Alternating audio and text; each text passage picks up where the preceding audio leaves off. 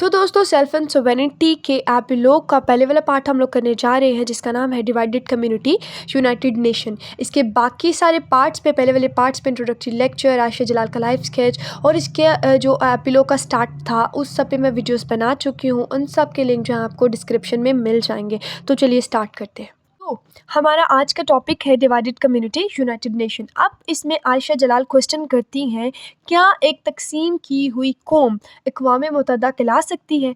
आप लोग खुद ही मुझे बताएं, कोई भी आपके पास कोई चीज़ है जब वो टूट जाती है तो वो चीज़ें मुसलसल और ख़राब होना शुरू हो जाती हैं। अगर कोई भी समझदार इंसान ना होगा तो उसको ये चीज़ें समझ नहीं आएंगी, ठीक है। उसके हाथों से ये चीज़ें और ख़राब हो जाती हैं। हमारे मुल्क का हिसाब ले लें, क्योंकि जिस तरह सब लोग कुर्सी के लिए लड़ रहे हैं और कोई भी आवाम के लिए सोच नहीं रहा ना, तो हमारे मुल्क के हालात और ख़राब हो रहे हैं। ये मुल्क टूट रहा है, डिवाइड हो रहा है। तो कभी भी जो एक डिवाइड कम्युनिटी होती है वो यूनाइटेड स्टेट नहीं बन सकती, एक अक़वाम मुत्तहिदा नहीं बन सकती।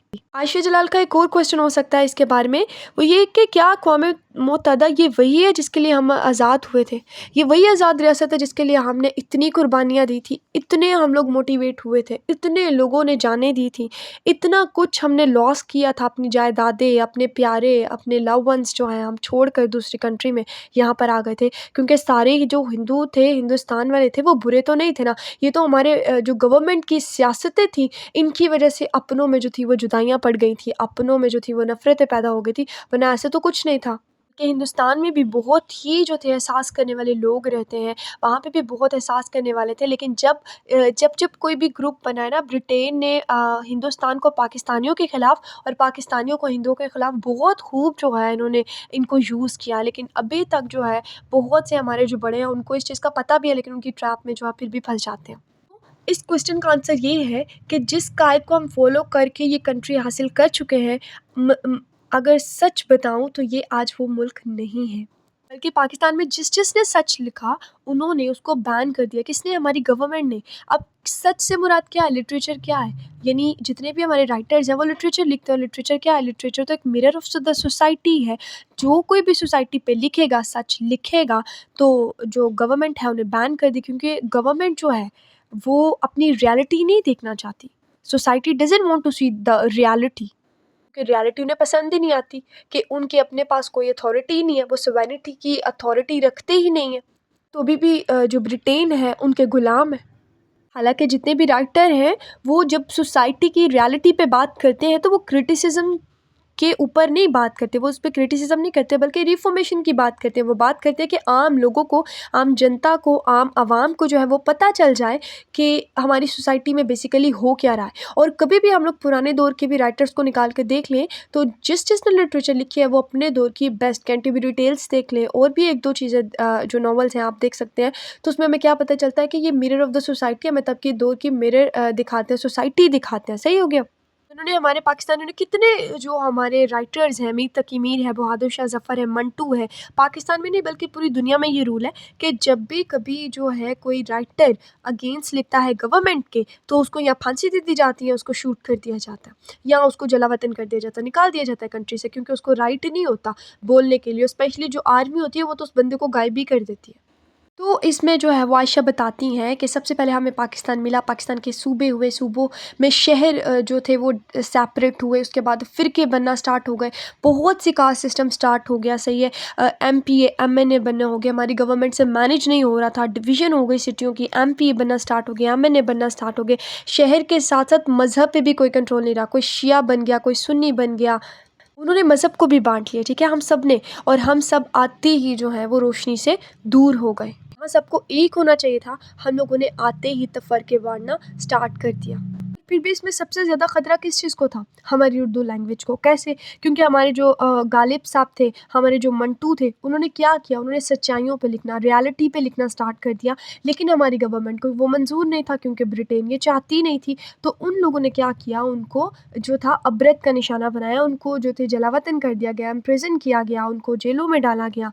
हालाँकि रियलिटी तो यही है कि हम लोग 14 अगस्त के बाद जब कायदे-आज़म ने कहा है हमें कि हमें आज़ादी मिल गई है, जब इल्हामा इक़बाल ने ये हमें बताया है कि हम लोगों को आज़ादी मिल गई है, रेडियो पे ये नशर हो गई थी स्टार्ट कि जी पाकिस्तानी आज से आज़ाद हैं, तो तब से हम आज़ाद हैं। लेकिन हम लोग आज़ाद नहीं हैं, हम लोग आज भी इम्पीरियलाइज़्ड हैं। 1 साल भी नहीं हमें हुआ था कि फ़ोर्सफुली जो ब्रिटेन है उन्होंने ट्रैप करना स्टार्ट कर दिया था और उन्होंने हम पे अपने ज़बरदस्ती जो है वो लॉज़, रेगुलेशंस, अपने जितनी भी सारी चीज़ें हैं वो जो इम्प्लीमेंट करना स्टार्ट कर दी थी, ताकि वो अपने मुल्क में बैठे-बैठे हमें चला सकें। हमारे जो बड़े-बड़े अथॉरिटीज़ हैं उनको वो पपेट बना सकें। हालाँकि मुल्क तो हमने इसलिए लिया था ताकि किसी की भी मर्ज़ी के बगैर हम जी सकें, हम अपने मज़हब में रह सकें, उसकी इम्प्लीमेंट कर सकें। लेकिन हम लोग तो रोते ही रहे। ठीक है, हम लोगों ने पहले सारा कसूर इंडिया पे डाला, इंडिया ये, इंडिया वो, इंडिया ने हमारे साथ गलत किया, ब्रिटेन ने गलत किया। लेकिन ये क्वेश्चन तो बनता है ना कि एक्चुअली हमारी गुलामी का ज़िम्मेदार कौन है?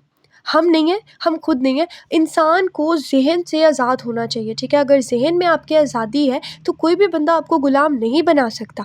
ये तो सच वाली बात है, अंडरस्टूड वाली बात है। लेकिन हम लोगों के यहाँ पे अथॉरिटीज़ थी, गवर्नमेंट था, उन्होंने तो हर बंदे को ना सिर्फ़ मेंटली तौर पे बल्कि फ़िज़िकली तौर पे भी जो थी वो बाउंड कर लिया था। ना सिर्फ़ मज़हब के लिहाज़ से बल्कि पाकिस्तानी लिहाज़ से भी।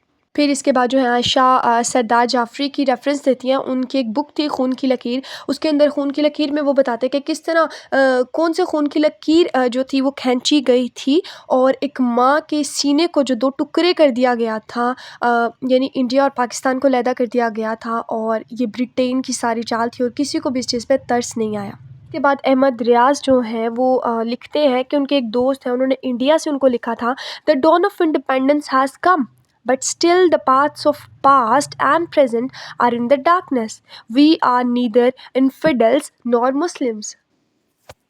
यानी उनका जो दोस्त इंडिया में रह गया था और वो मुसलमान था, तो उसने क्या लिख के भेजा, वो कहते हैं कि सुबह की आज़ादी तो आ गई है लेकिन अभी तक हमारा पास्ट जो है वो अंधेरे में है, और अगर हमारा पास्ट अंधेरे में था तो अगर हमें आज प्रेजेंट में आज़ादी मिल गई तो वो भी अंधेरे में है, तो डेफिनेटली हमारा फ्यूचर भी अंधेरा ही होगा। ठीक है, हम लोग ना तो अनबिलीवर्स हैं और ना ही हम लोग मुस्लिम हैं, ना तो हम लोग ईमान रख रहे हैं और ना ही हम पक्के तौर पर मुस्लिम हैं। मजीद वो कहते हैं हम तो भूख और कहत से जो है वो लिपटे हुए हैं, हम टकराए हुए हैं, हम लोगों को जो है भटके हुए हैं।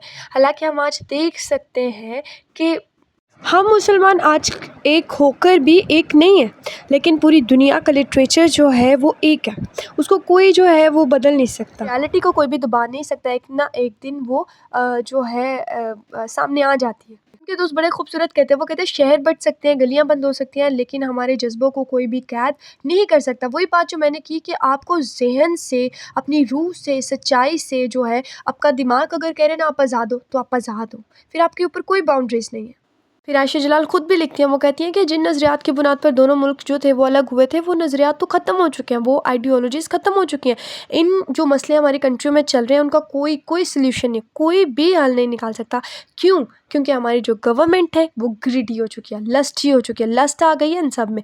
तो तब जब ये सिचुएशन थी सारी 1947 के बाद, तो तब मुसलमानों को एहसास हुआ कि हम लोग तो माजी से ज़्यादा आज हाल में आज़ाद नहीं हैं, मतलब हाल के निस्बत हम लोग माजी में आज़ाद थे, दिमागी तौर पे भी, ख्याली तौर पे भी और जिस्मानी तौर पे भी। इसलिए शिकवा आज़ादी लिखी गई। इसके बाद मज़ीद एक हिस्ट्री को जो है वो दोहराया गया, बताया गया, रिपीट की गई, वो तब की बात कि जब 1947 के बाद कुछ मुसलमान हिंदुस्तान में रह गए थे तो उनके साथ किस तरह का ब्रूटल ट्रीटमेंट किया जाता था। ब्रिटिशर्स जो थे वो हिंदी पॉलिसी को तो कोई नुकसान पहुंचाना नहीं चाहते थे, क्योंकि वो तो उनके ऑलरेडी पपेट्स थे, लेकिन उनको इस्लाम से मसला था। इस्लाम क्योंकि तब के दौर में बहुत पावरफुल जो था वो रिलीजन बनता जा रहा था, उनको अपनी क्रिश्चियनिटी के ऊपर जो था वो डाउट था। उन्होंने कहा था कि हम लोग इस्लामिक फ़ोबिया फैला देंगे, सही है। उन्होंने उर्दू लैंग्वेज को नुकसान बहुत पहुंचाया, उन्होंने पाकिस्तानियों के ऊपर बहुत इल्ज़ाम लगाया, उन्होंने उनकी जॉब्स बंद कर दी, उनको खाना देना बंद कर दिया, ठीक है। वहाँ पे उनकी प्रॉपर्टीज़ पे जो थी वो कब्ज़ा कर लिया, उनकी नेगेटिव आइडेंटिटी शो करना स्टार्ट कर दी, हिंदुओं को उनके खिलाफ कर दिया कि अगर कोई एहसास के तौर पर उनसे प्यार करने की कोशिश भी करे तो नहीं, सब पीछे हाथ हटा लिया करते थे। और उन्होंने ऐसा क्यों किया? ताकि पाकिस्तानियों को दुख मिले, जो पाकिस्तानी यहाँ पर आज़ाद होकर आ गए थे उन्हें अपनी गलती का एहसास हो कि वो हमेशा जो है लोअर क्लास के ही रहेंगे, ब्रिटिशर्स से आगे कभी नहीं जा सकते, वो अभी भी ब्रिटिशर्स के पपेट ही हैं, जो वो कहेंगे ब्रिटिशर्स वही पाकिस्तानी करेंगे। और फिर उन्हीं मुसलमानों को कहा गया कि इस टाइम पे फ़लानी वाली ट्रेन जो है वो बॉर्डर क्रॉस करके इंडिया जा रही है, तो आप अपना सब कुछ छोड़ के उस ट्रेन में चले जाओ। तो बस सब मुसलमानों ने फ़ायदा उठाया, जितने मुसलमान उस ट्रेन में बैठे थे, गोरों ने उनका भी फ़ायदा उठाया। उन्होंने क्या किया, रास्ते में ही उस ट्रेन को तबाह कर दिया, औरतों को पकड़ के ले जाया गया, उनका रेप किया गया, गैंग रेप किया गया, मर्दों को जो है वो कत्ल कर दिया गया। वही बड़ी ट्रेन जो थी पाकिस्तान भेजी गई, बच्चों को गुलाम बना लिया गया, जो ओल्ड वुमेन थी उनको भी स्लेव बना लिया गया और बहुत बुरी हालत थी। तो बस इन्हीं रेफरेंसेस को रिपीट करके आयशा जलाल कहती हैं कि कभी भी एक डिवाइड की हुई कम्युनिटी, जो पाकिस्तानी सोचते थे कि हम लोग अलग होकर खुश रहेंगे, वो नहीं हो सकते। और उसका ज़िम्मेदार कौन है? पाकिस्तानी खुद है, क्योंकि उनको पता भी था ब्रिटेन जो है हमारे साथ नहीं है, ये उनका ट्रैप है, हमें फंसा रहे हैं, हमें चापलूसियाँ दे रहे हैं, हमें पैसे क्यों दे रहे हैं, वो क्यों हमें जो है सिविलाइज़ करना चाह रहे हैं। तो ये उनके लालच की वजह से हम लोग यहाँ पर पहुँचे हैं, लेकिन अगर कोई ज़िम्मेदार शख्स होता तो शायद ये हमारे जो थे हालात नहीं होते। तो आज के इस टॉपिक में बस इतना ही जो है आयशा जलाल ने बताया गया है। आई ट्राई माई बेस्ट कि इस सारी चीज़ों को कवर करूँ, ब्रीफली जितना हो सके मैं बताऊँ point of view, paper point of view के हवाले से। तो अगर आप लोग इसको अच्छा याद करेंगे, सारे पॉइंट्स को ज़हन में रखेंगे, तो आई एम डैम श्योर कि आपका पेपर बहुत बहुत बहुत अच्छा होगा। Stay tune for next part. तब तक के लिए खुदा हाफिज़।